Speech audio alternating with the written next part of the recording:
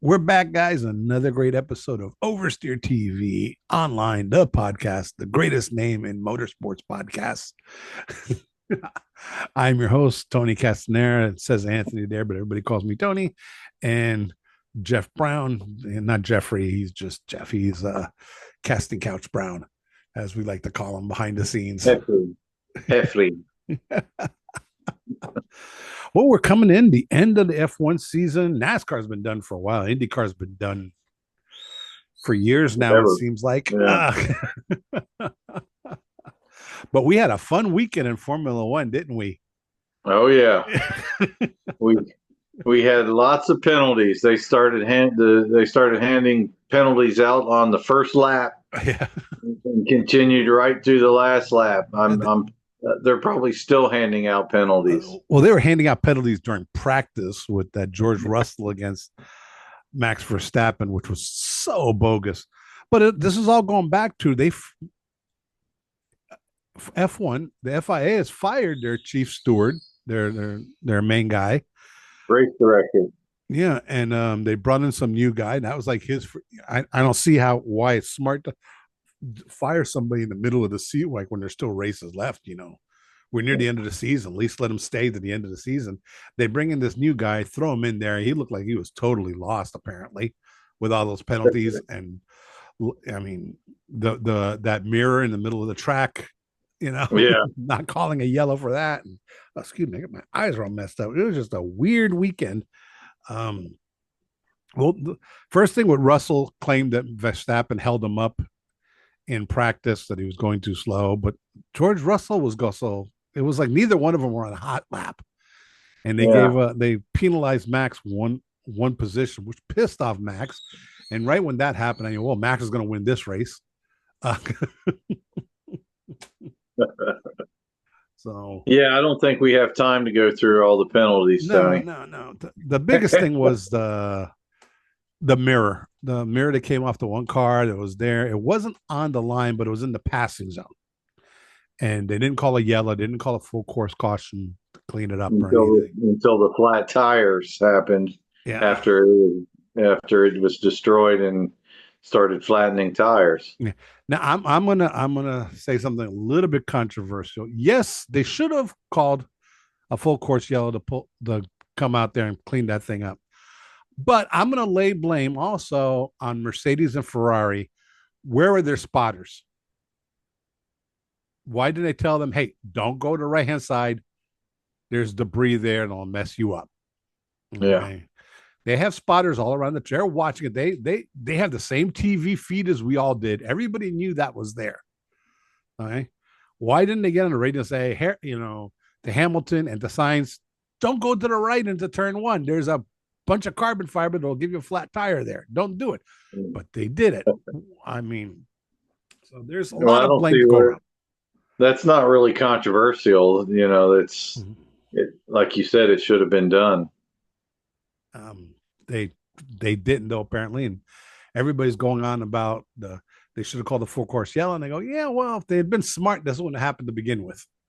Well, Formula One has a history of that, of not calling cautions when they should.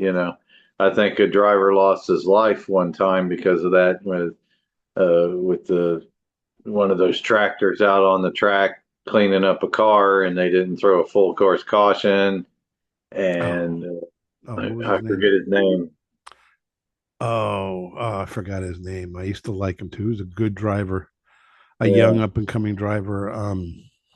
And you'd think after that they would learn their lesson and call the caution. And then there's the opposite, like NASCAR. There's like like a water bottle on the track or something. They call for full course caution. Just any excuse. And then they said, you know what, we want more caution, so we're going to do stage racing. Anything mandatory cautions. Yeah, well, there's anything to bunch up the pack in NASCAR. There's that old famous story with Bill France back in like the early 70s. There was a race and somebody was leading by like half a lap and everything.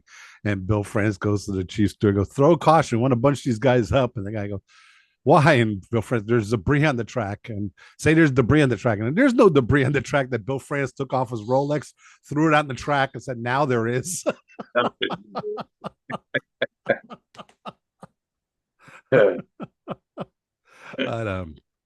no, but that was it was it, luckily nobody got hurt, but it was kind of humorous. We can joke about that with F1. The only guy who got hurt was the Haas team, Mac what's his name? Magnuson. He got screwed because he had just pitted a few laps before, and he was looking at a good. He probably would have finished fifth or sixth and gotten some serious points, but how he just pitted, then they throw the full course caution. The other guys got the pit. Also, Lando Norris, got hurt with that because they just had a caution and nobody was backing off for that corner, and they just happened to see his in-car camera where he didn't back off, Orlando didn't back off, and the next thing you know, he's the last car in the race there after they made him do a stop and go penalty for something that, if I remember correctly, I think Verstappen set the fastest lap while that caution was still out. So how do you do that if you're backing off into the corner? Because they do cautions in F1. The cautions go in sectors. That first right. With that, so he had already passed that sector, so he didn't have to slow down until he came around again. Right. Lando, they keep on saying it has nothing to do with the in-car camera. When they throw a caution, when the guy hits the button on the driver's steering wheel and in his ear, there's a notification: caution, slow down. Okay. Yeah. He knew it. It was close. I'm going to grant you that it was close, but hey, man, that's the rules. Yeah, and they were more than happy to give another penalty. I mean, they were still giving penalties for a false start or whatever it was at the beginning of the race. About halfway through, they said, "Oh yeah, at the beginning of the race, we got some more penalties."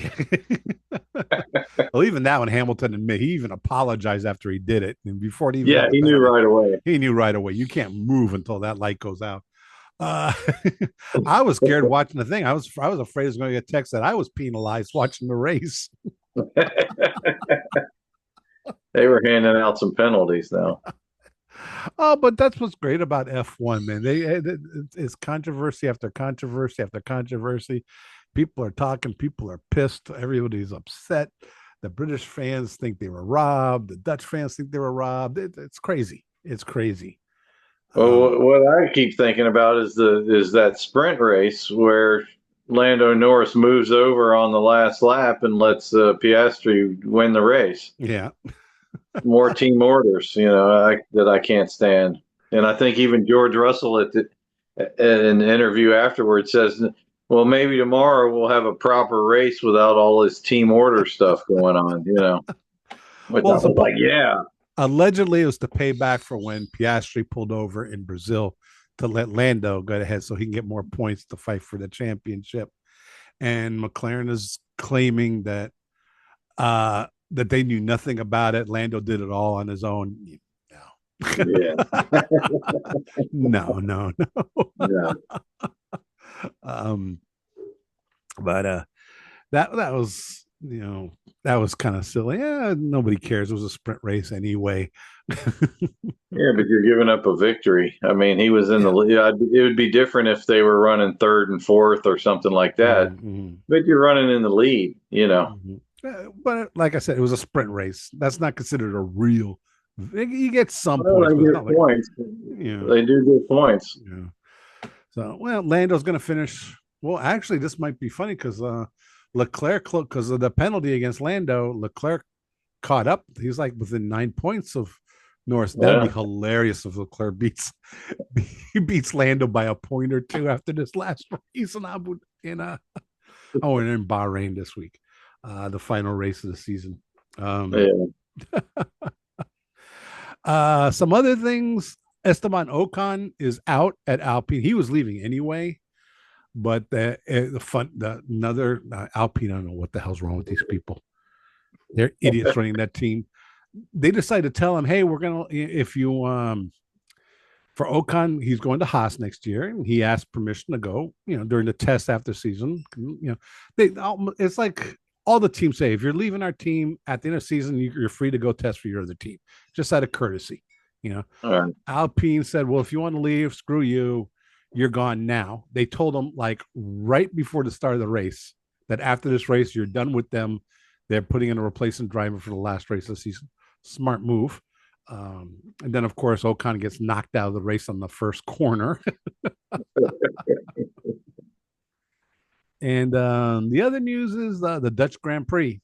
After 2026, it's done.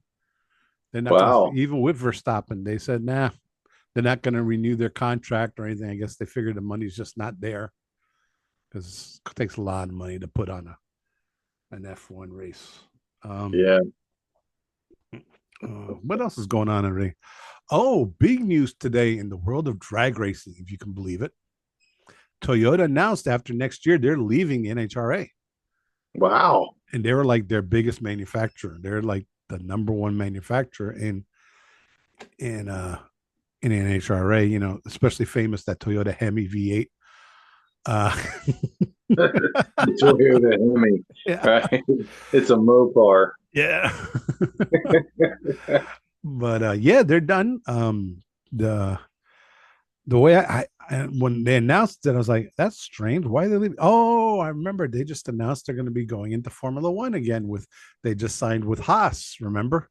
As a technical partner and everything. That means they probably need some of that money for Formula One. Yeah. Speaking of drag racing, it was good to see John Force back out at the track there after that terrible accident he had early in the season. He's up and around and he looks good. You know, I'm pretty sure he's going to stay retired. I hope. I hope. But, it was good to see him at the track and up and around. That's good. And I saw that Tony Stewart announced he's going to be back racing and drag racing again next season.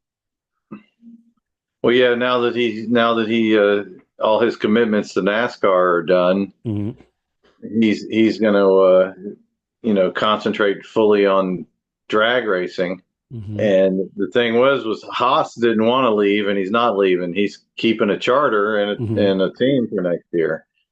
So we'll see how that works out. You know, Haas had to go get Tony Stewart in order to, put together a credible team. And they did. They won a championship with, what's his name? I can't think of his name. Harvick. That's Harvick. It. Happy Harvick. Yeah, nice they guy. Won a championship. And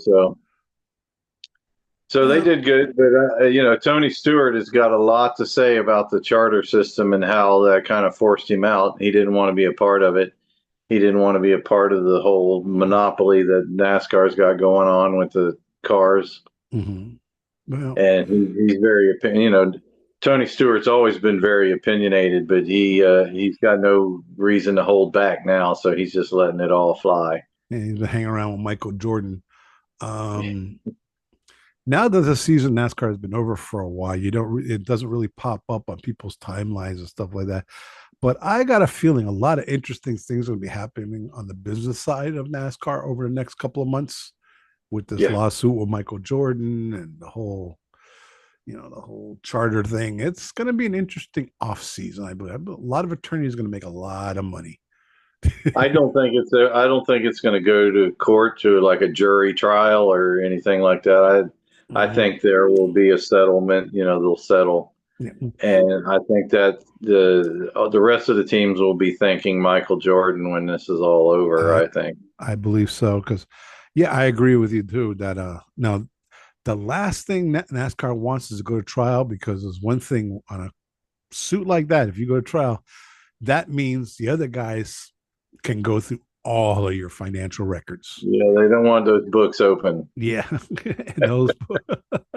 and it becomes public record. And there's so something's gonna come up. I wouldn't even be surprised if even a payoff under the table, even though I can't imagine. Yeah, the amount of money. I think it's just gonna be more revenue sharing, that the TV money and things like that. I think that's all it really boils down to is the money. Right. I don't think they had a problem with the, sign this contract in 4 hours or you're out kind of thing. they would have Mhm. been fine with it. Just give it, just give them the money Right. and they'll sign it in 10 minutes, Mm. say, oh, you're going to get X amount of this TV money that's coming in, Mhm. you know, and you base it sort of like Formula One, the higher you finish up, the more money you get, Right. Mhm. which kind of works against. That's why we have only two or three top teams because they get all the money. Kind of should be the opposite. Let the lower teams get more money Mhm. so they can advance their technology and have Mhm. better cars. Mhm. But the good thing in Formula One is it looks like next season we're going to have four teams. We're going to have the Okay. McLaren and Mhm. the Ferrari and the Red Bull, and Mercedes is back. So Yeah. it looks like there could be four teams going after it. Eight drivers. Well, F1 they recently instituted a salary, I mean not a salary cap, a budget cap, and they changed it only a couple years ago where okay, the instead of well, yeah, the top teams get paid more, but their budget is more for if you come in last, you get to spend more money than the top teams. So Oh, you can do, okay. and also they restrict the better you do, the less wind tunnel testing you get to do. Also, that's why Okay. McLaren 2 years ago pretty much sucked. Now they arguably have one of the fastest cars out that they were able to work their way up. Haas, since they got rid of Gunther Steiner, who was great for Netflix but was terrible as a team manager. Uh, with Gunther Steiner, they finished last year. This year they're up to fifth. Yeah. Right, they're doing a lot better. Their team's improved a lot. Um, Yeah. And so is Williams. Williams has been doing a lot better also. they've kind of slacked off at the end of this season, though. They've been crashing.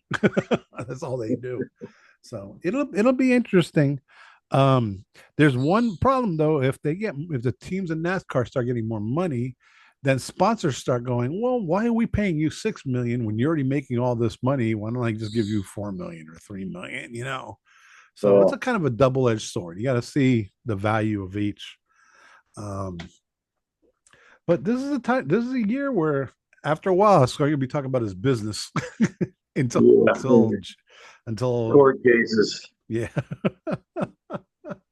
Anything else going on in the world of racing you want to talk about? No. No. All right. Are you sure? Not that I can think of right now. I'm just sitting back waiting for Daytona. Mhm. Yeah. That's a long ways away. Going February. All right. You got the Abu Dhabi Grand Prix this weekend. That's it. It's the end. It's over. Got any predictions? Okay. Remember, this is McLaren and Ferrari are battling for the manufacturers championship, which is where the money Right. is. And Leclerc is closing in on Lando for second place in the drivers championship. Well, by the body language of Zach Brown at that last race, he was holding his head and rubbing his eyes, and he just looked really down. I think maybe Ferrari has the advantage going into the last race. I think they might do it. I would like to see it. I would love to see Carlos Sainz win it. Just one last finger to his team before he leaves. Before and to let them know they let the wrong guy go. I could see Lando though beating Leclerc um, for a second place in the drivers' championship. So that's my call. Sainz first, and then Lando on the podium with Leclerc probably doing something stupid and finishing fourth or fifth. Yeah, it seems like the McLaren is folded under the pressure, and I'm a McLaren fan. I'm even wearing my orange McLaren shirt. Hmm. Was it XYO? Yeah, XYO. Oh, My that's the crypto to have, guys. Free plug. Yeah, they're the top mover in coin market cap. Yeah. Mhm. All right, guys. Click like, give us a follow. You know all that stuff. Just do it. You want to. Make it seem like this is like worth our time and effort. We're trying, guys. We're trying. Granted, this episode wasn't the best. Uh, I was spectacular. Jeff was spectacular. You, the guys, need to step up to the plate. Right. Uh, I saw one more show for the season, so we'll see you next week. That's Jeff Brown. I'm Tony Castner. See you next week with Oversteer TV Online, the podcast.